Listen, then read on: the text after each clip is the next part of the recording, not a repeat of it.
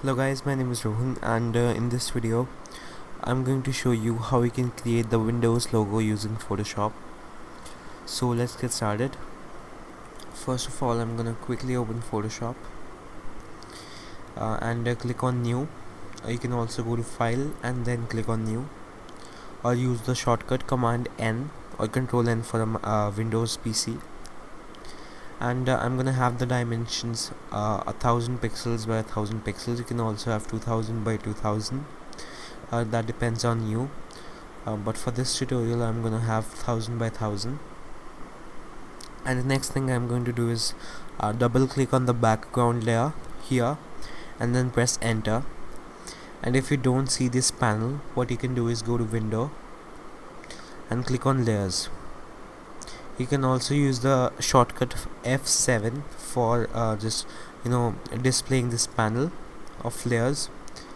And the next thing you need to do is have some rulers.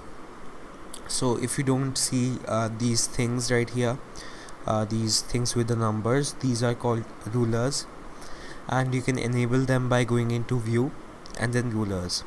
You can also use the shortcut command R or control I on a Mac for toggling the display of rulers. So we'll have rulers on for now, and what you need to do is drag the ruler. Drag the top ruler. So you just click and drag, and then you can hold shift so that it just snaps onto a distance of 10 pixels.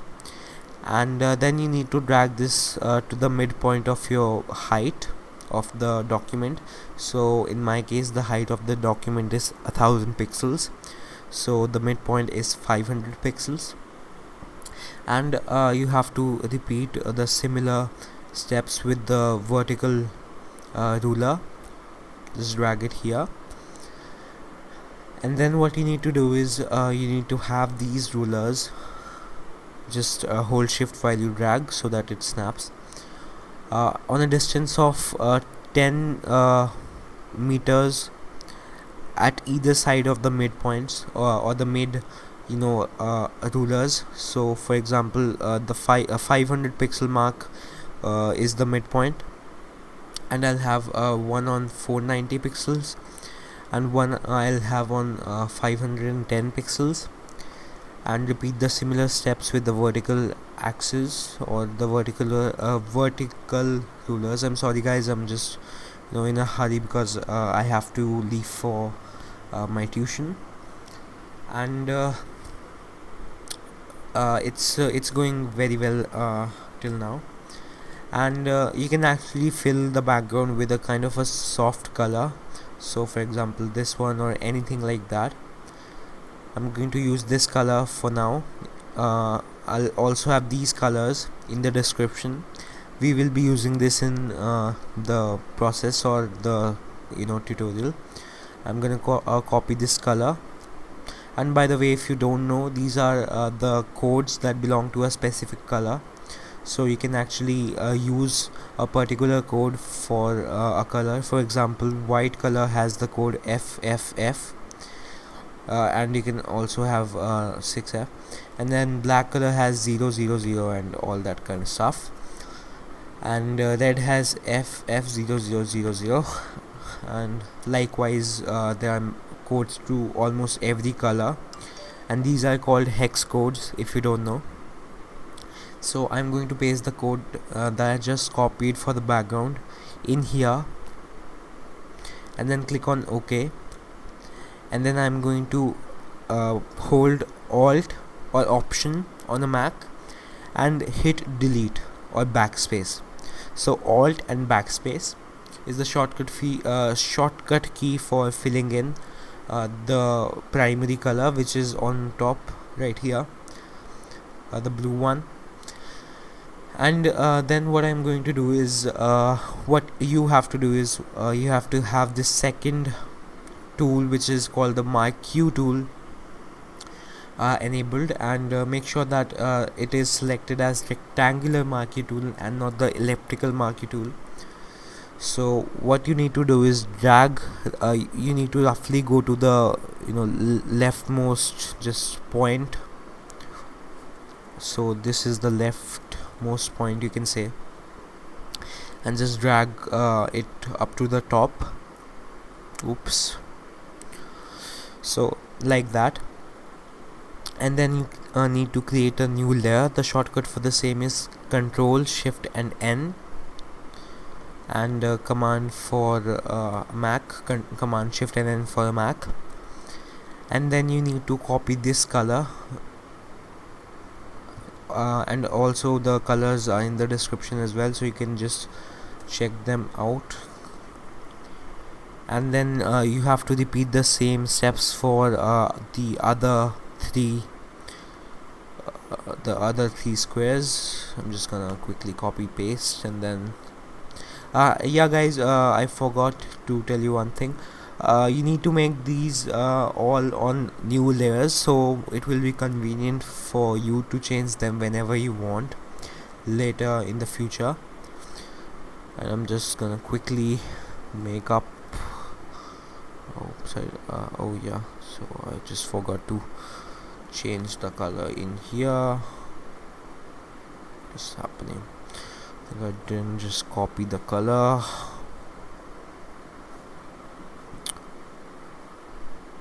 Oh shit, this is the same code.